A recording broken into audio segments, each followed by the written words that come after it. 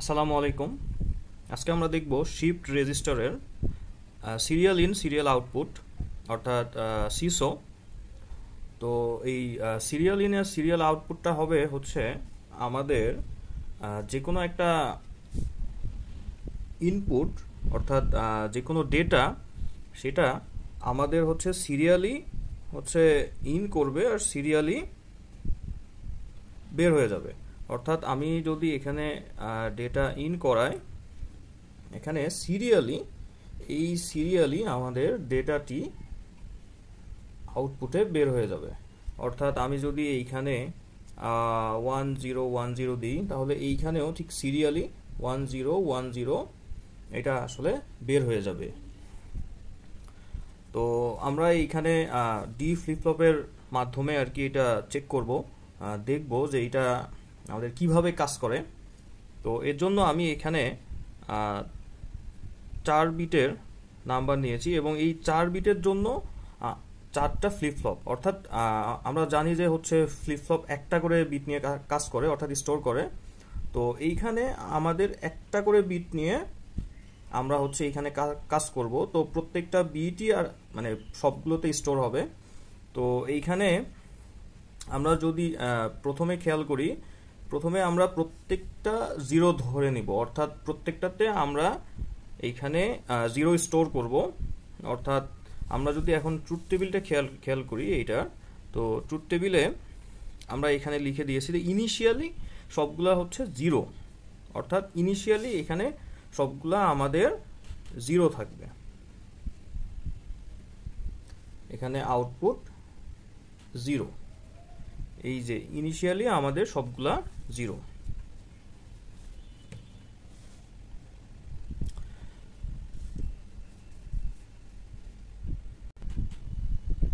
তো এরপরে আমরা যদি এইখানে 1 দিই, অর্থাৎ এইখানে যদি আমরা 1 দিই, তাহলে 1 দিলে আমাদের এই 1টা এইখানে আসবে আর এই 0টা এইখানে আসবে।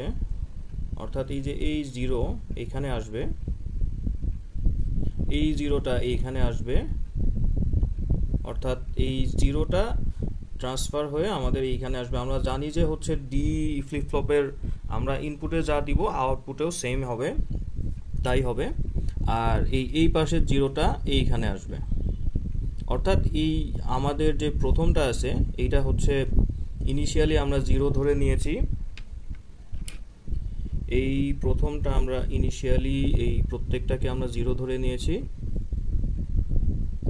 এবং পরবর্তীতে আমরা হচ্ছে এখানে 1 বসিয়ে এই 1 বসিয়ে আমরা হচ্ছে প্রথমে পেয়েছি হচ্ছে 1000। অর্থাৎ আমরা যদি নেগেটিভ এই ট্রিগার নিয়ে কাজ করি তাহলে এইখানে আমাদের হবে 1000।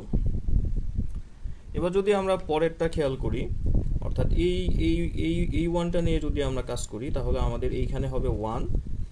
তো এই 1টা এইখানে আসবে, এখানে পার হয়ে আসবে। আর এই যে 1, এই 1টা আমাদের এইখানে চলে আসবে, অর্থাৎ এটা শিফট হয়ে যাবে।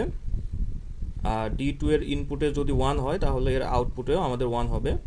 আর এই যে 0 আছে এইটা আমাদের এইখানে চলে আসবে 0, আর এই 0টা আমাদের আউটপুটে আসবে।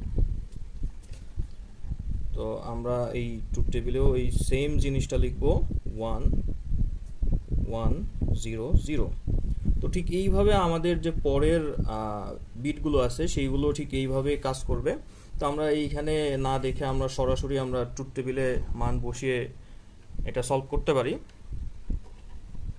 তো এর জন্য এখানে আমাদের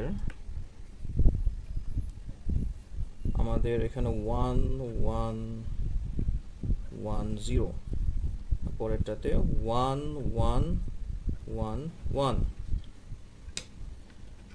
তো আমরা এখন যদি এখানে খেয়াল করি যে আমরা দেখতে পাবো যে প্রত্যেকটা আমাদের শিফট হয়ে গেছে। অর্থাৎ এই যে এই 0 এটা এখানে শিফট হয়ে আসছে, এটা এখানে শিফট হয়েছে, এটা এখানে শিফট হয়ে আসছে। তারপরে এই 1টা এইখানে শিফট হয়ে আসছে, এই 0টা এখানে শিফট হয়ে আসছে, এই 0টা এইখানে শিফট হয়ে আসছে, এরপরে এই 1টা এইখানে শিফট হয়ে আসছে।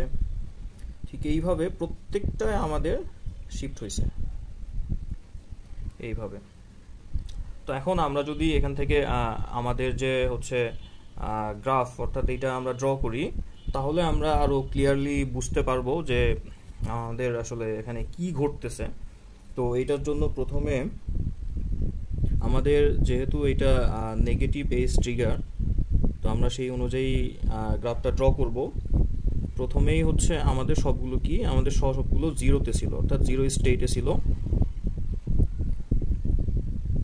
2 1 0, আমাদের সবগুলোই আসলে জিরো হবে, জিরো স্টেটে ছিল যেহেতু।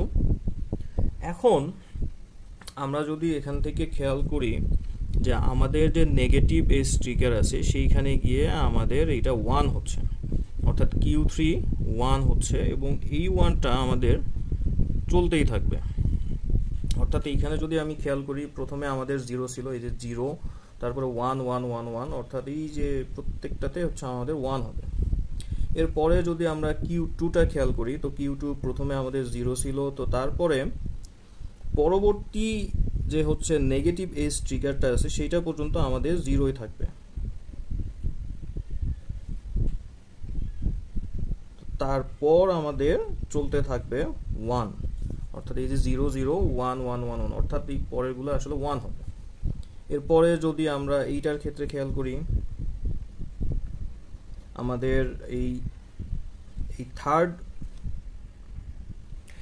থার্ড এজ ট্রিগার পর্যন্ত হচ্ছে আমাদের 0 হবে এবং তারপরে 1 হবে, অর্থাৎ এই যে 0 0 0, তারপরে 1 1।